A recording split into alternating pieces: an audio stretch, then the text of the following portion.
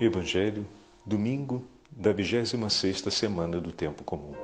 O Senhor esteja convosco, Ele está no meio de nós. Proclamação do Evangelho de Jesus Cristo segundo São Marcos.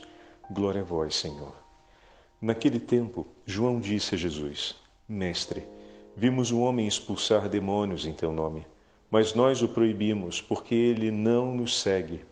Jesus disse: Não o proibais, pois ninguém faz milagres em meu nome para depois falar mal de mim. Quem não é contrário a nós é a nosso favor. Em verdade eu vos digo, quem vos der um copo d'água, porque sois de Cristo, não ficará sem receber a sua recompensa. E se alguém escandalizar um desses pequeninos que creem, melhor seria que fosse jogado no mar com uma pedra de moinho amarrada ao pescoço. Se tua mão te leva a pecar, corta-a.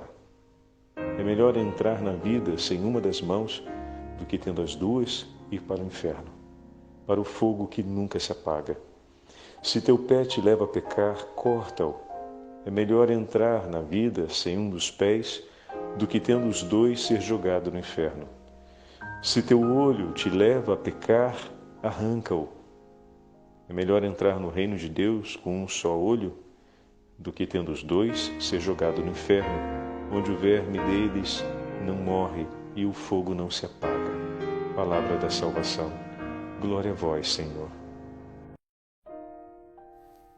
Domingo da 26ª semana do Tempo Comum, em nome do Pai, do Filho e do Espírito Santo. Amém.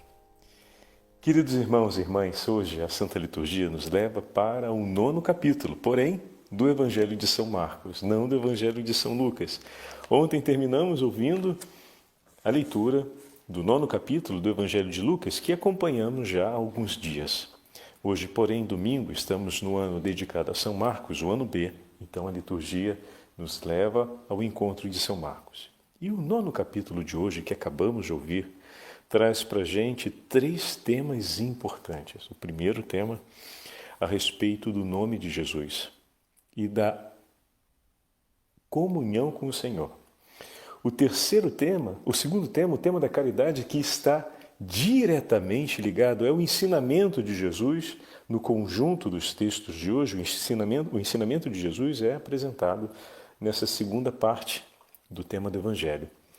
E o terceiro tema, ou a terceira parte do tema evangélico de hoje, é a respeito do escândalo, que diz que está diretamente ligado ao seguimento de Jesus, ao empenho que nós somos chamados a viver. Então, falaremos da nossa comunhão no nome do Senhor, que se dá através da aliança de fé, que vem vivida junto com Cristo na escolha que o próprio Senhor faz por entregar-se na caridade pelo cuidado dos mais necessitados.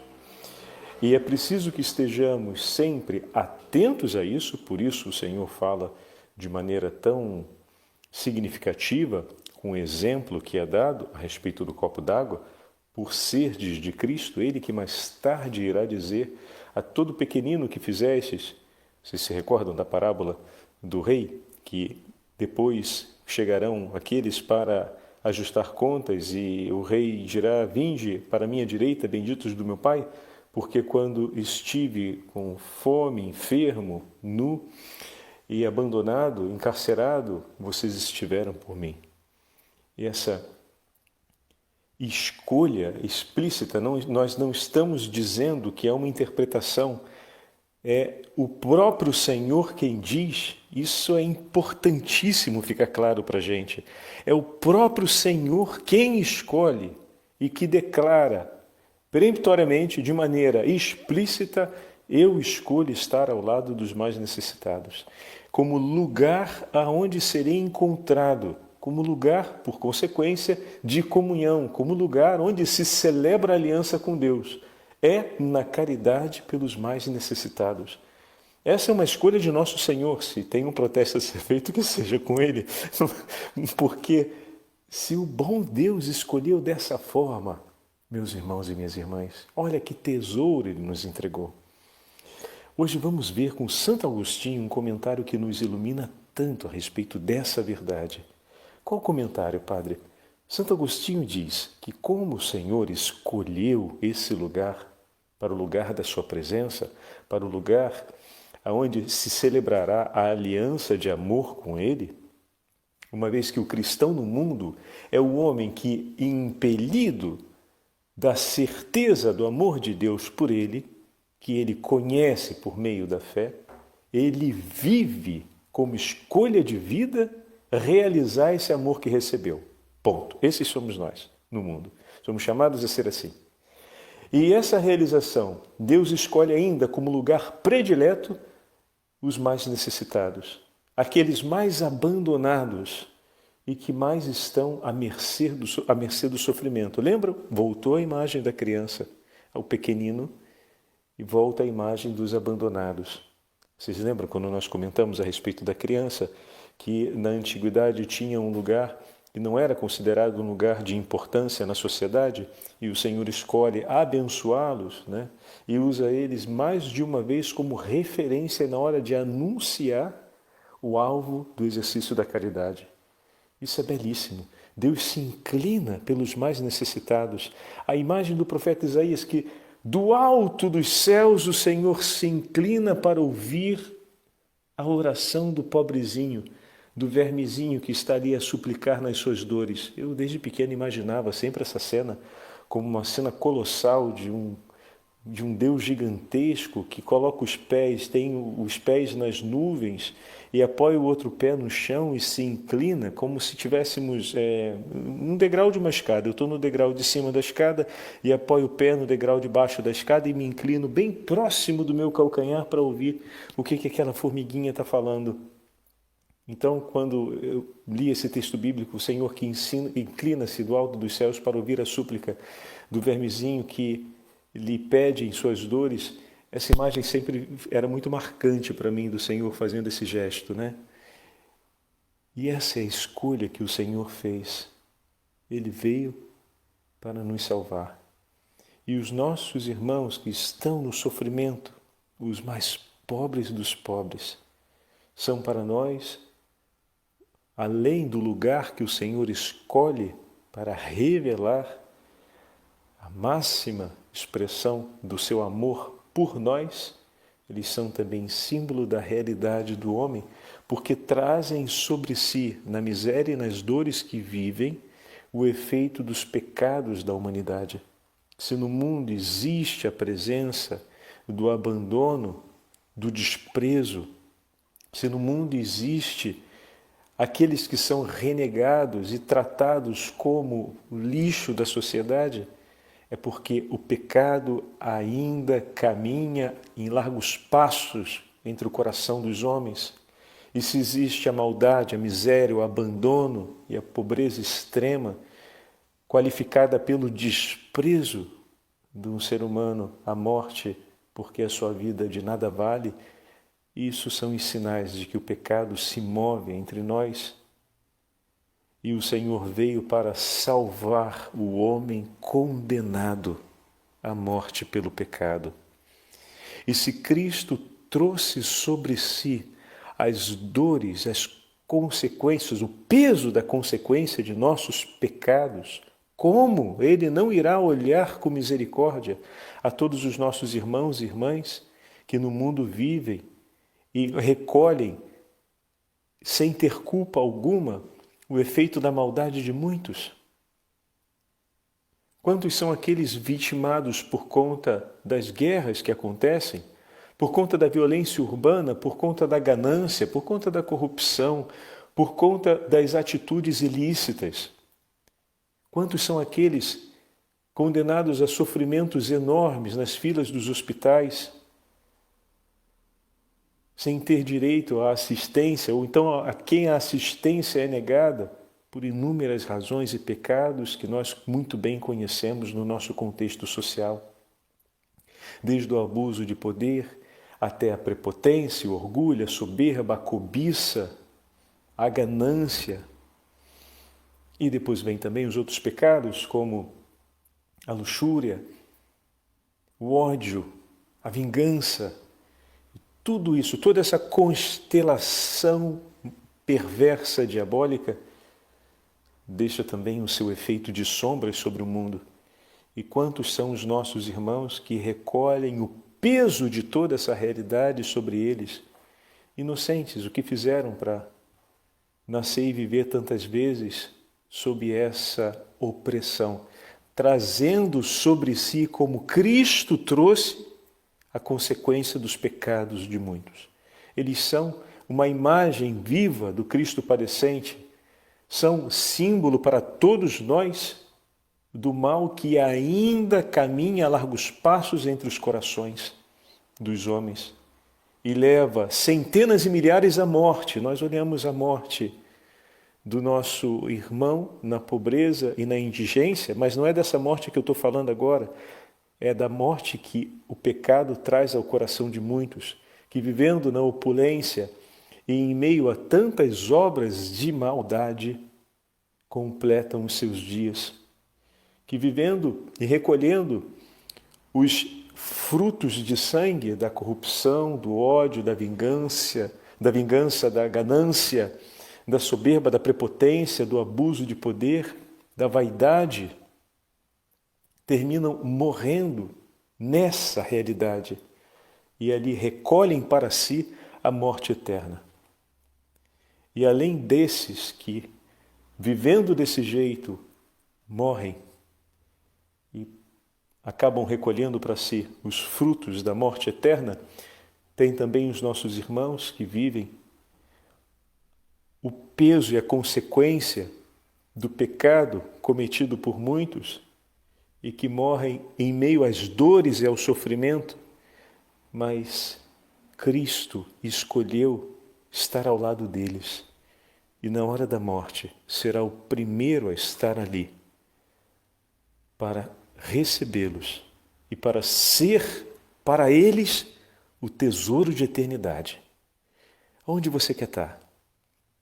Ao lado de quem nós queremos caminhar nessa vida? Façamos a mesma escolha que o Senhor fez e caminhemos ao lado dos nossos irmãos que estão sofrendo, dos mais abandonados e necessitados, porque será ao lado de Cristo que o nosso coração não precipitará na raiva, no espírito de vingança, no ódio, na busca da justiça pelas próprias mãos e, por fim, não precipitará no desejo de morte contra os malvados. E assim terminamos nós caindo na mesma desgraça daqueles que antes condenávamos as atitudes. Porque se não estivermos junto com Cristo, o nosso coração muito rápido perde a direção e o senso do orientamento para a vida que vem de Deus, porque só Cristo nos leva a escolher essa vida e a praticá-la. Por isso, o lugar de predileção a ser escolhido é aquele onde o Senhor está e onde Ele declarou estar.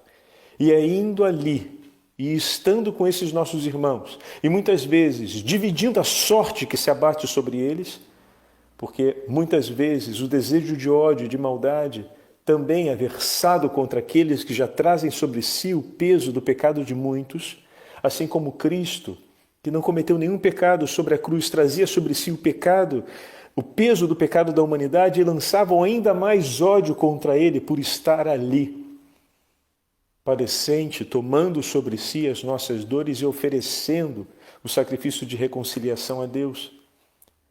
E ainda assim lançavam muito ódio contra eles. Então é claro que ao escolhermos estarmos do lado daqueles irmãos que Cristo diz, esse é o lugar que eu escolhi para mim, também vamos sofrer o peso do ódio, da perseguição, do desprezo de muitos. Mas não se impressionem por isso, porque se escolhermos estarmos do lado de Cristo, Ele nos conduzirá, de maneira que o nosso coração não se dispersará na hora de viver a caridade e saberemos ser amparo, providência de Deus por aqueles mais necessitados e coração em prece e súplica de misericórdia pelo perdão daqueles que estão pecando contra Deus e contra nós. Mas se não escolhermos estar onde o Senhor está, não conseguiremos cumprir essas duas obras de caridade. Pregar e cumprir também o ato profético de exortar, na direção de Cristo para aqueles que pecam contra Deus e contra seus irmãos, e não conseguiremos cumprir também o ato de sermos socorro e misericórdia de Deus por aqueles mais necessitados. Para que as duas coisas se cumpram, e ambas o Senhor nos propõe, não nos propõe só uma em detrimento à outra, mas as duas completam o ato de caridade, é preciso que escolhamos por primeiro estar onde o nosso Senhor está. Isso é fundamental. É fundamental. Estamos falando aqui de como se revoluciona a vida social, porque a verdadeira e única revolução capaz de transformar a história das relações humanas é o Evangelho de nosso Senhor. É a escolha que o Senhor fez.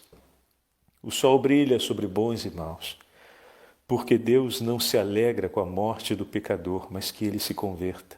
Diante dessa verdade, o que eu faço? Vou acreditar que escolher apenas defender os mais necessitados é o que basta para o coração estar em paz e em comunhão com Deus? Absolutamente não. Eu escolho estar com o Senhor, onde o Senhor disse ser o lugar da sua predileção. Mas não se esqueça, encontrando o Senhor ali, estando com Ele caminharemos para a cruz. E na cruz Ele se ofereceu pelos mais pecadores, por aqueles que se levantaram com ódio contra seus irmãos. Ofereceu por eles o sacrifício de reconciliação, para que, reconhecendo os próprios pecados e se convertendo, pudessem encontrar a vida. Para que, olhando para a cruz, aqueles que transpassaram pudessem reencontrar a vida através da sua misericórdia. Então não se esqueça, caminhamos para ali. O Senhor quer salvar a todos. A nossa caridade ou o nosso agir, se queremos usar um outro termo, social, não se completa sem essa dupla ação. Do contrário, estamos recortando o Evangelho como nos interessa e pregando um Cristo que nos agrada, mas não nosso Senhor Jesus Cristo crucificado por amor dos homens e para a nossa salvação. Se pregamos Cristo e Cristo crucificado, devemos cumprir com o Senhor todo o seu itinerário. Então o escândalo da qual fala o Evangelho hoje se realiza sobre as duas realidades.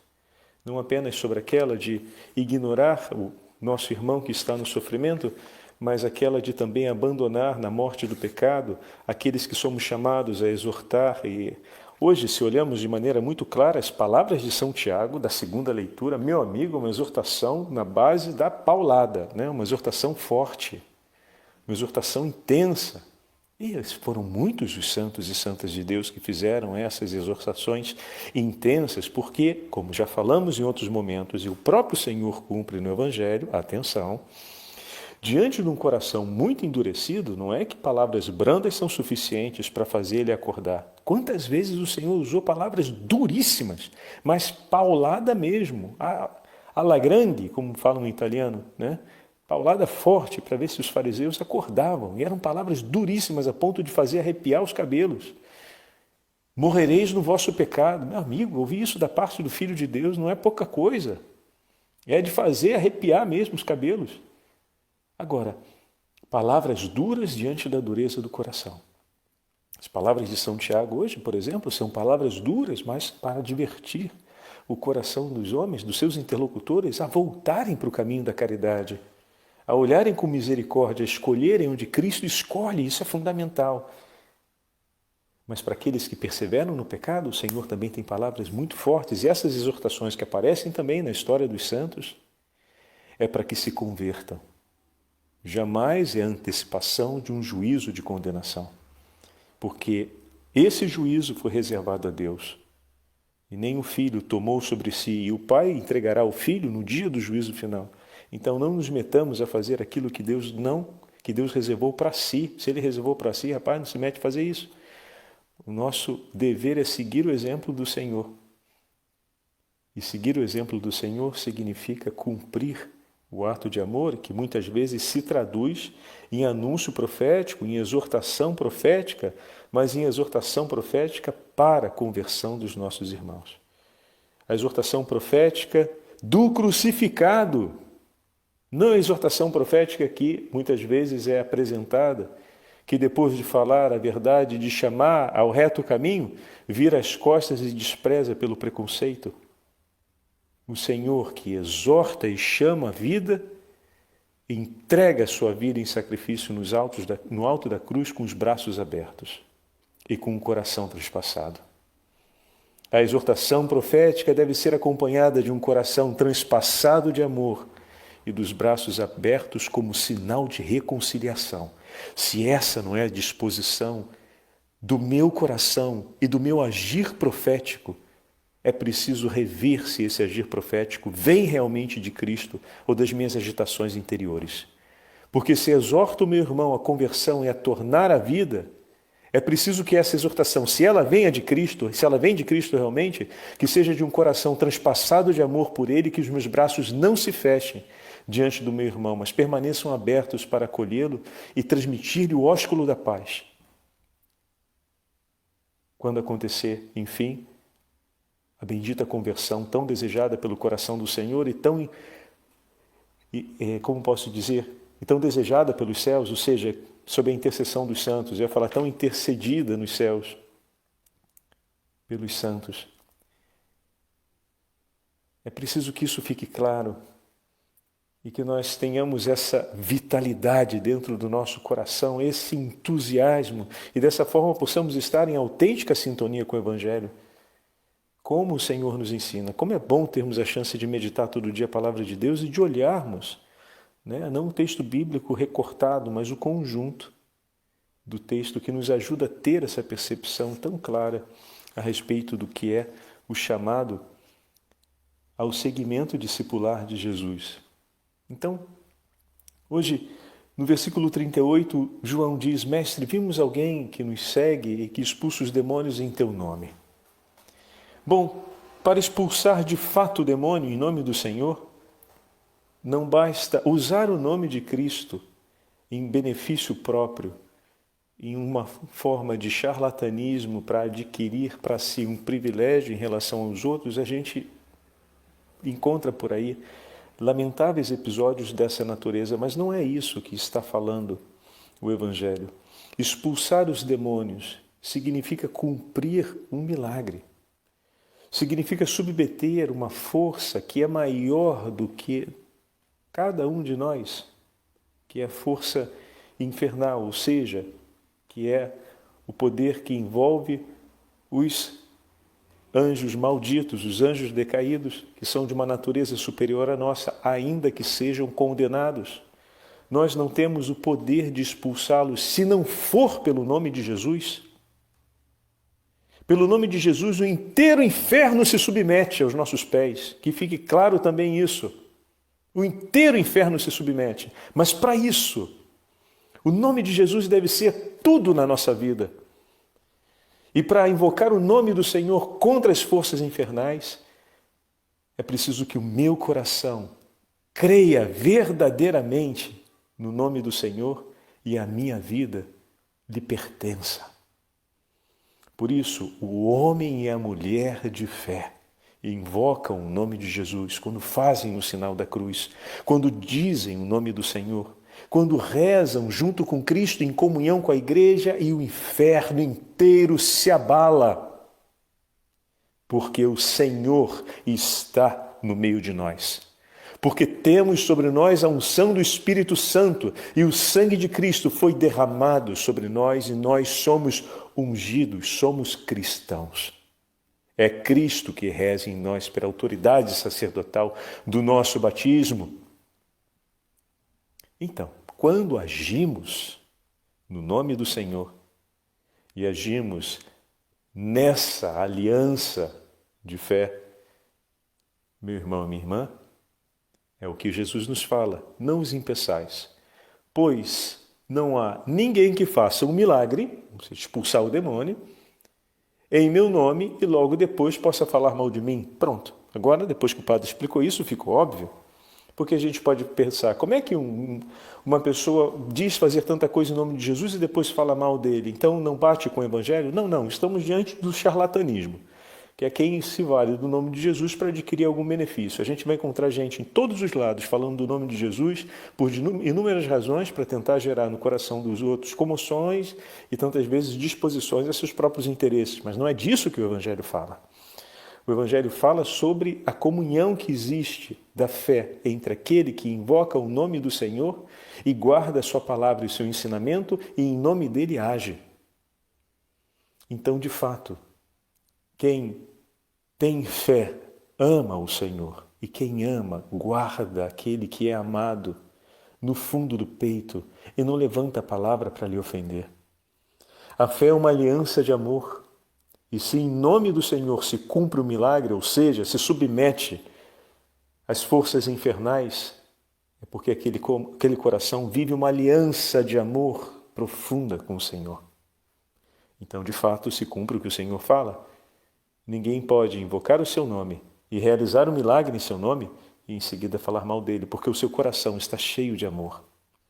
Perceberam? Pronto. Essa parte ficou clara para a gente e já nos deu o tom da continuação de hoje. Se o nosso coração está unido ao coração de Cristo, porque o dom da fé nos foi transmitido e agora, por meio desse dom, nós modelamos a nossa vida e ela se torna um canto de ação de graças a Deus, um canto de amor ao amor recebido do Senhor, como falamos no início da meditação.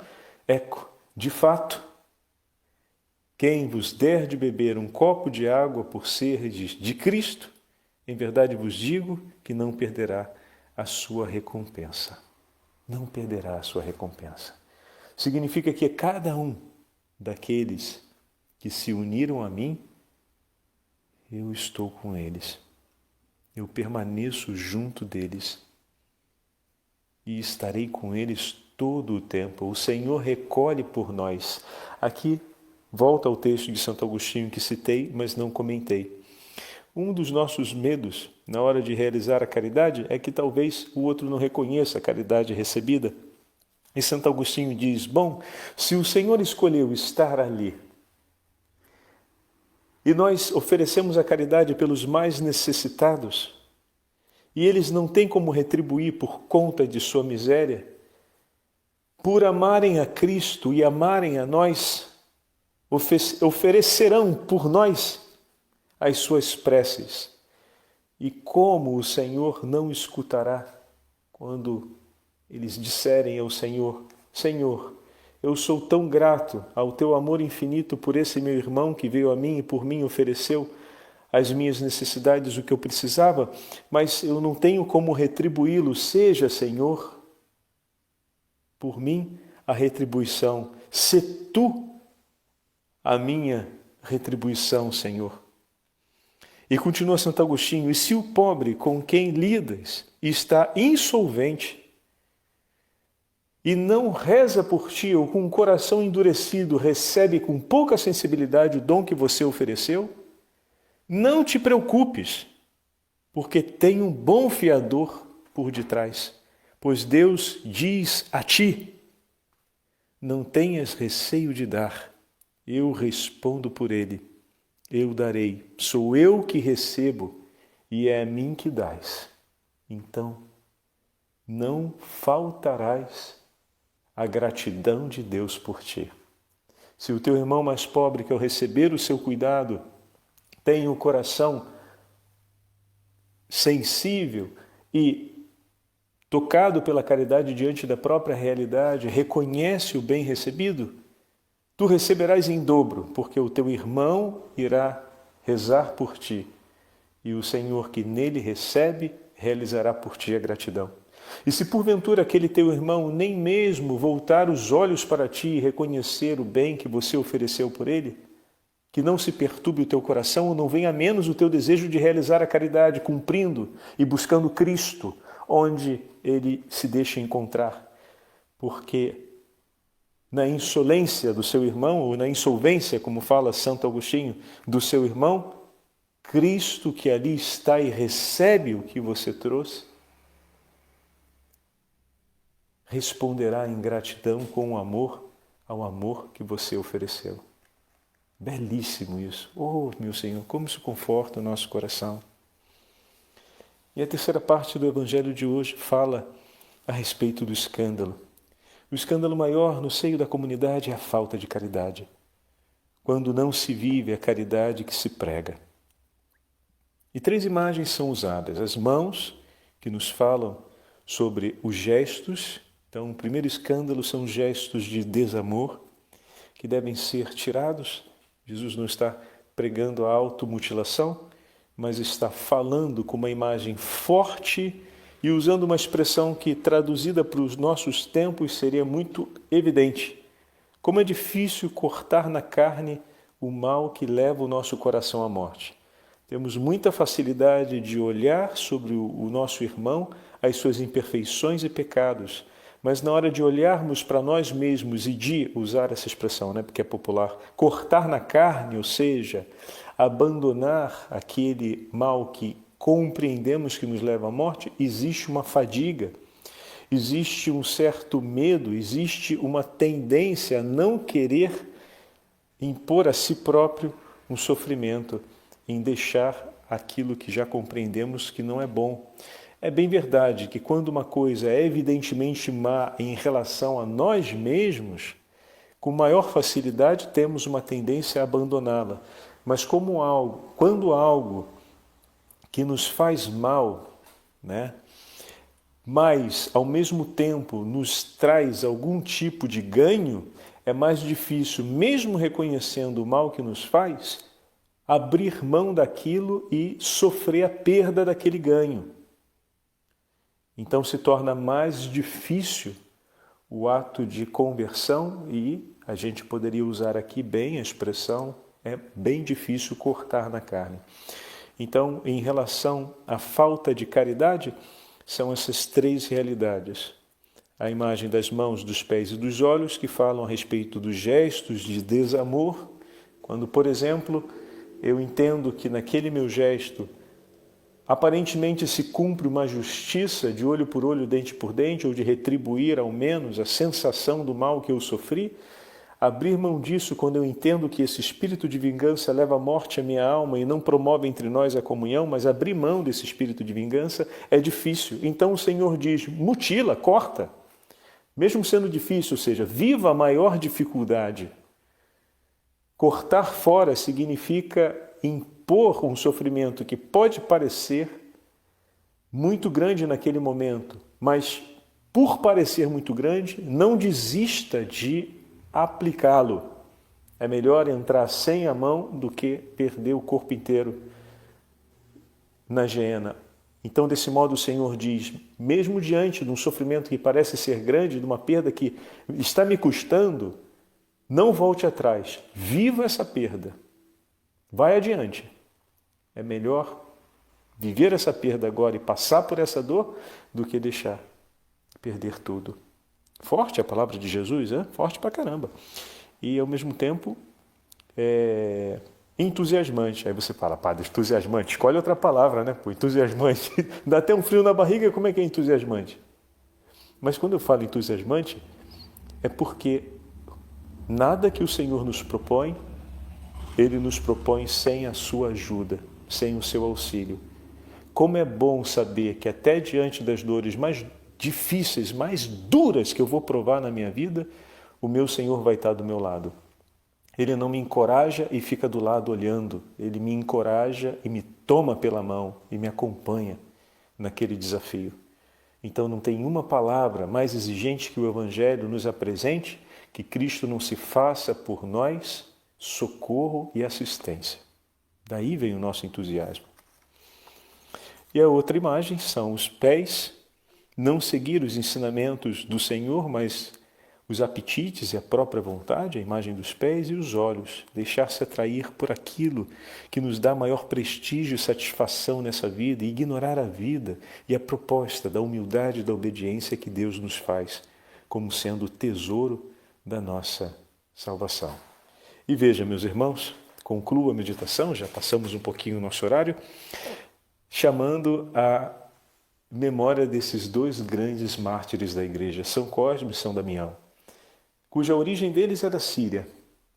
E depois a devoção a eles chegou até o nosso tempo. Eram dois homens cujos nomes gregos usados para eles eram os sem dinheiro. Por quê? Porque eles usavam da arte médica e das ciências naturais para o cuidado dos mais pobres e faziam isso sem cobrar nada. E aqui entra o elemento da caridade. O Senhor deu a eles o saber e o conhecimento científico sobre as artes da medicina da época, sobre as artes do cuidado, dos sofrimentos do corpo. E eles aplicavam esse saber, esse conhecimento em favor de todos, não reservadamente para aqueles que pagassem, porque sabemos que naquela época quem dominava esse tipo de conhecimento dominava também uma posição social prestigiosa, porque poderia ter muitos recursos financeiros. E eles tudo colocavam em favor dos mais pobres.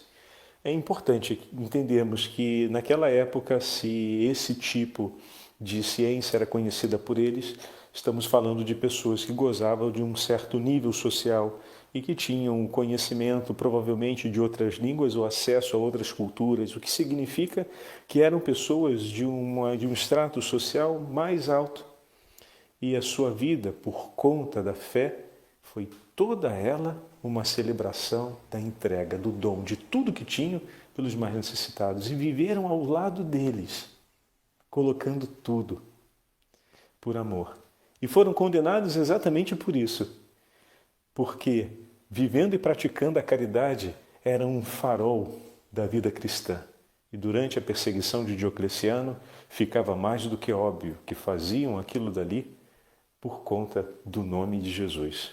E logo foram apresentados como cristãos e logo foram levados ao sentenciamento e morreram ele com seus irmãos, declarando a fé no nome do Senhor e vivendo a caridade até o último minuto, morrendo, rezando pelos seus irmãos. Conta-se, pela conversão de seus agressores, conta-se que do milagre das lanças que eles deveriam, como não tinham o direito e a dignidade romana, eram mortos como eram mortos os outros homens. E foram submetidos a uma execução pública como sendo colocados, o que seria equivalente a um paredão, mas na verdade para serem alvo do lançamento de lanças feitas pelos soldados, em uma forma de diversão, de uma morte humilhante. E as lanças não os alcançavam, e pelo contrário, terminavam ferindo aqueles que lançavam. E dessa forma os submeteram à execução pela espada para tentar controlar o máximo possível aquilo que poderia ser a intervenção extraordinária. E dessa forma, segundo a tradição, foram decapitados.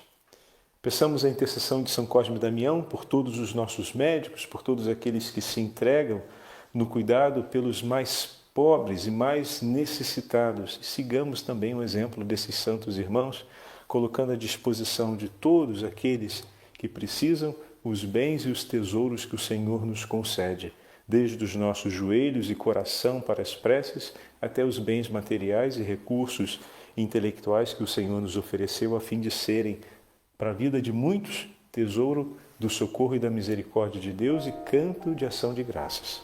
O Senhor esteja convosco, Ele está no meio de nós. Pela intercessão de São Cosme e Damião e da Santíssima Mãe de Deus, abençoe-vos o Deus Todo-Poderoso, Pai, Filho e Espírito Santo. Amém.